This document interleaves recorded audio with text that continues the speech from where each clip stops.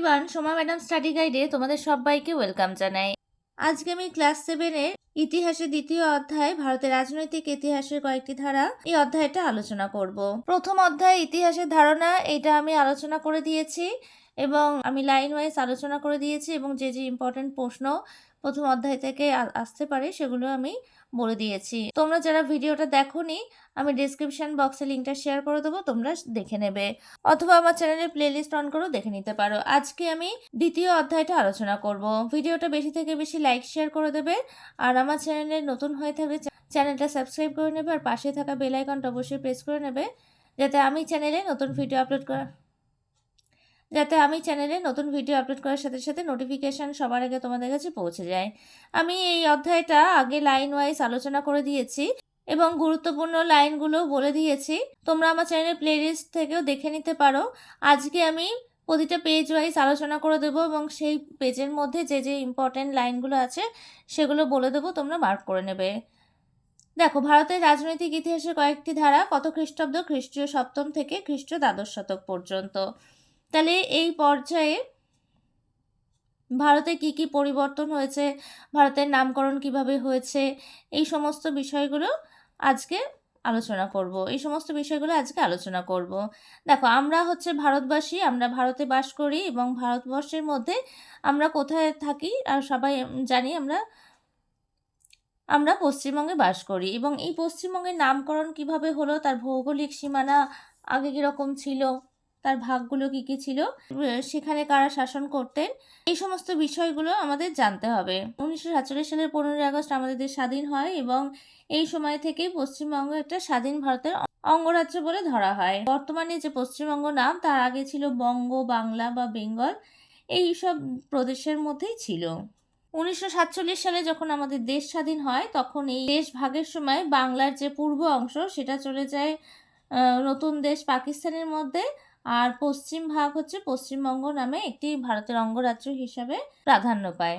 তাহলে এই যে বঙ্গ নামটির উল্লেখ কোথায় পাওয়া যায়, দেখো, ঋগ্বেদের ঐতরেয় আরণ্যকে। এই লাইনটা তোমরা মার্ক করে নাও, এটা কিন্তু একটা ইম্পর্টেন্ট লাইন, এটা শর্ট কোশ্চেন হিসাবে আসতে পারে। আর প্রাচীন বাংলায় জনপদগুলির মধ্যে বঙ্গ একটি বিভাগ ছিল। মহাভারতে বঙ্গ, পুন্ড্র, শূন্য ও তাম্রলিপ্ত এগুলোকে এক একটি আলাদা রাজ্য বলে উল্লেখ করা হয়েছে। কৌটিল্যের অর্থশাস্ত্র গ্রন্থে এই সমস্ত রাজ্যের উল্লেখ পাওয়া যায়। কালিদাসের রঘুবংশম কাব্যেও বঙ্গ ও শূন্য নাম দুটির উল্লেখ পাওয়া যায়। এই লাইন দুটো তোমরা মার্ক করে নেবে। দেখো, খ্রিস্টীয় ত্রয়োদশ শতকে ঐতিহাসিক মিনহাজ সিরাজের লেখাতেও বঙ্গরাজ্যের উল্লেখ আছে। আবার মুঘল সম্রাট ঐতিহাসিক আবুল ফজল তার লেখা আইনি আকবরী গ্রন্থে এই অঞ্চলকে সুবা বাংলা বলে উল্লেখ করেছেন। তাহলে আইনি আকবরী গ্রন্থের রচয়িতা কে? ঐতিহাসিক আবুল ফজল। এগুলো হচ্ছে ইম্পর্টেন্ট লাইন, এগুলো তোমরা মার্ক করে নেবে, এগুলো শর্ট কোশ্চেন হিসাবে কিন্তু আসে। দেখো, সুবা মানে কি? সুবা মানে প্রদেশ বা রাজ্য, এই লাইনটাও মার্ক করে নেবে, এটাও হচ্ছে ইম্পর্টেন্ট লাইন। এর পরের পেজে চলে আসো। ষোড়শ, সপ্তদশ এবং অষ্টাদশ শতকে ইউরোপীয় ভ্রমণকারীরা এবং বণিকরা কিন্তু এখানে এসেছিলেন এবং এই দেশের নাম দিয়েছিলেন বেঙ্গালা। আর স্বাধীনতার আগে এই বিরাট ভূখণ্ড বাংলা বা বাংলাদেশ বা বেঙ্গল নামেই পরিচিত ছিল। এবং 1947 সালে দেশ যখন ভাগ হলো, সেই সময় পশ্চিম ভাগের নাম হচ্ছে পশ্চিমবঙ্গ হয়েছে, এটাও তোমরা মার্ক করে নাও।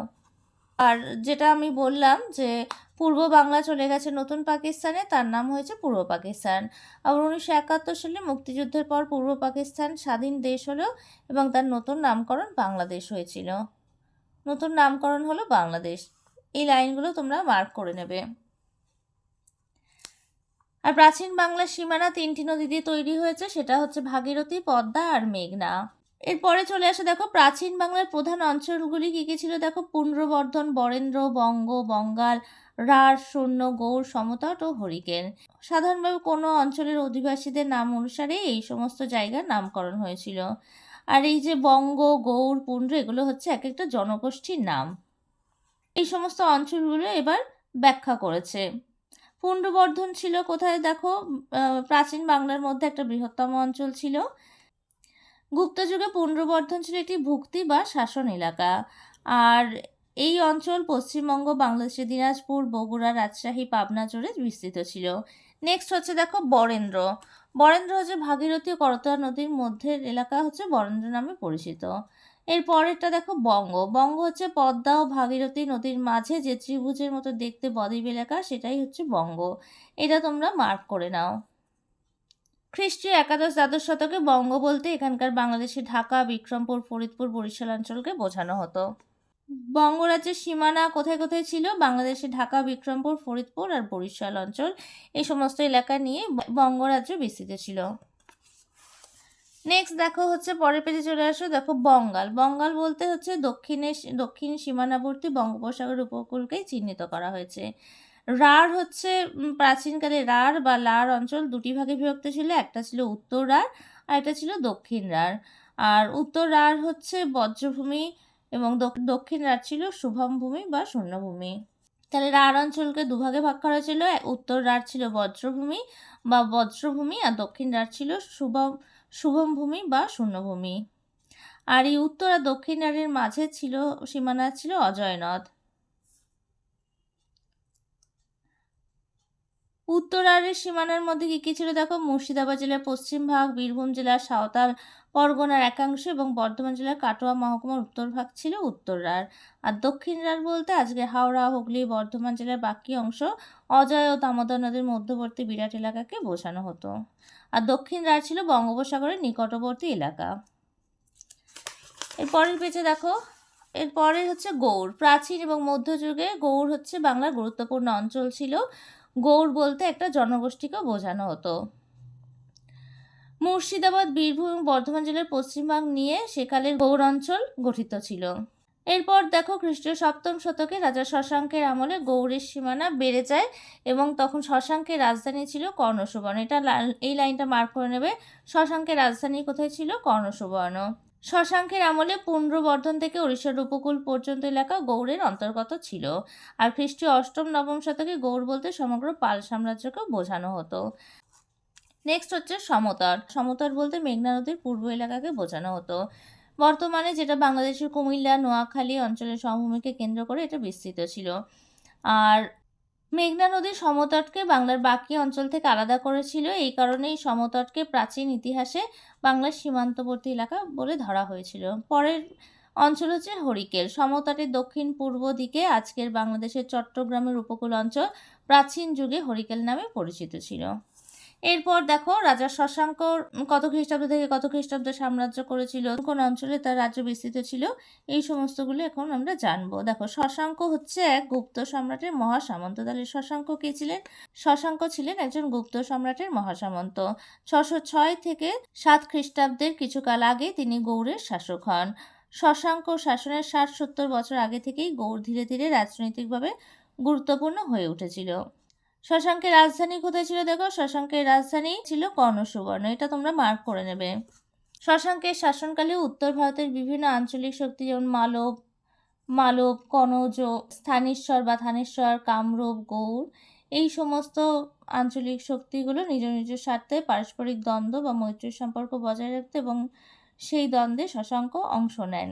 শশাঙ্ক ধীরে ধীরে সমগ্র গৌড় দেশ, মগধ, বুদ্ধগয়া অঞ্চল, উড়িষ্যার একাংশ নিজের অধিকারে আনতে পেরেছিলেন।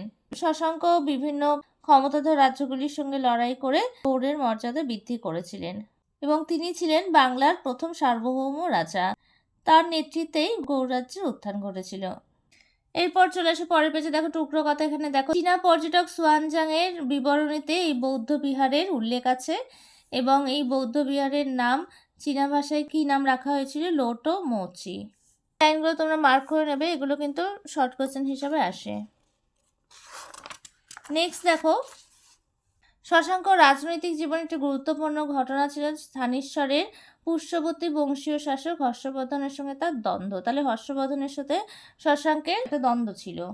সকলোত্তর পথনাথ উপাধিকারী হর্ষবর্ধন শশাঙ্ককে হারাতে পারেনি। তাহলে সকলোত্তর পথনাথ উপাধি কার ছিল? হর্ষবর্ধনের ছিল। এটা তোমরা মার্ক করে নাও এই লাইনটা। শশাঙ্ক ধর্মীয় বিশ্বাসে ছিলেন শৈব বা শিবের উপাসক। শশাঙ্ক কার উপাসক ছিলেন? শশাঙ্ক ছিলেন শিবের উপাসক। আর্যমঞ্জু শ্রীমূল কল্প নামক বৌদ্ধ গ্রন্থ এবং সুয়ানজাংয়ের ভ্রমণ বিবরণীতে তাকে বৌদ্ধ বিদ্বেষী বলা হয়েছে। তাহলে কার বিবরণীতে তাকে বৌদ্ধ বিদ্বেষী বলা হয়েছে? আর্যমঞ্জু শ্রীমূল কল্প নামক বৌদ্ধ গ্রন্থে এবং সুয়ানজাংয়ের ভ্রমণ বিবরণীতে শশাঙ্ককে বৌদ্ধ বিদ্বেষী বলা হয়েছে, কারণ তিনি ছিলেন শিবের উপাসক। হর্ষবর্ধনের সভাকবি কে ছিলেন? বাণভট্ট। তিনি কি রচনা করেছিলেন? হর্ষচরিত। তাহলে হর্ষচরিতের রচয়িতা কে ছিলেন? হর্ষবর্ধনের সভাকবি বাণভট্ট হর্ষচরিত রচয়িতা করেছিলেন। এই লাইনটা তোমরা মার্ক করে নাও। এরপর দেখো, শশাঙ্কের শাসনকালে গৌড়ের যে ব্যবস্থা গড়ে উঠেছিল তাকে গৌড়তন্ত্র বলা হয়। এই ব্যবস্থায় রাজ্যের কর্মচারী বা আমলারা একটি নির্দিষ্ট শাসন প্রণালী গড়ে তুলেছিল।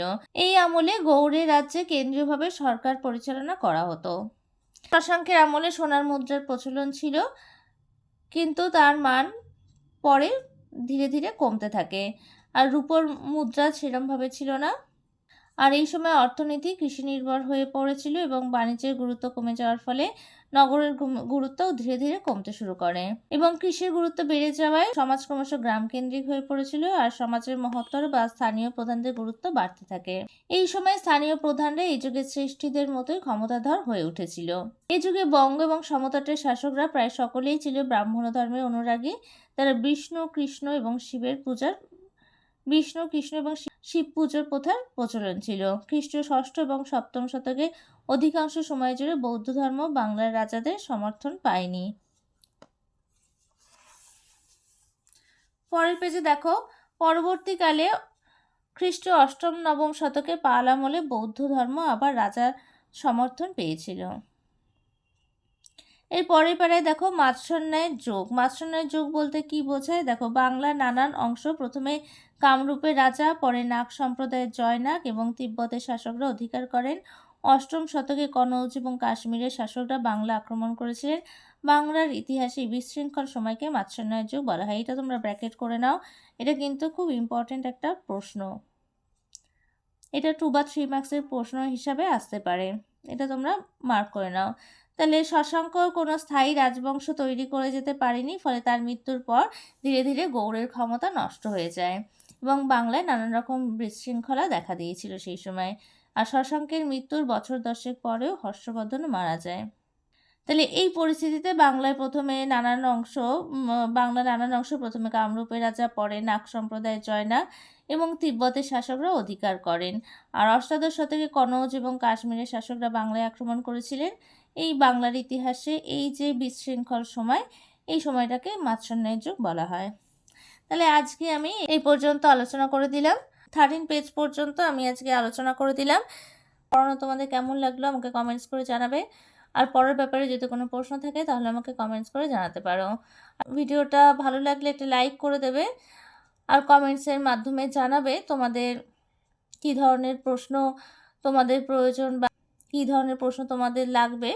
সেই প্রশ্নের উত্তরগুলো আমি পরের ভিডিওতে আলোচনা করে দেবো। ভিডিওটা ভালো লাগলে একটা লাইক করে দেবে আর একই ক্লাসের বন্ধুদের সাথে ভিডিওটা বেশি করে শেয়ার করে নেবে। আর আমার চ্যানেলে এখনও যারা নতুন চ্যানেলটা সাবস্ক্রাইব করনি তারা চ্যানেলটিকে সাবস্ক্রাইব করে নেবে আর পাশে থাকা বেল আইকনটা অবশ্যই প্রেস করে নেবে, যাতে আমি চ্যানেলে নতুন ভিডিও আপলোড করার সাথে সাথে নোটিফিকেশান সবার আগে তোমাদের কাছে পৌঁছে যায়। আজকে আমি এখানে শেষ করছি, পরে দেখা হবে নতুন আরও একটা ভিডিওতে।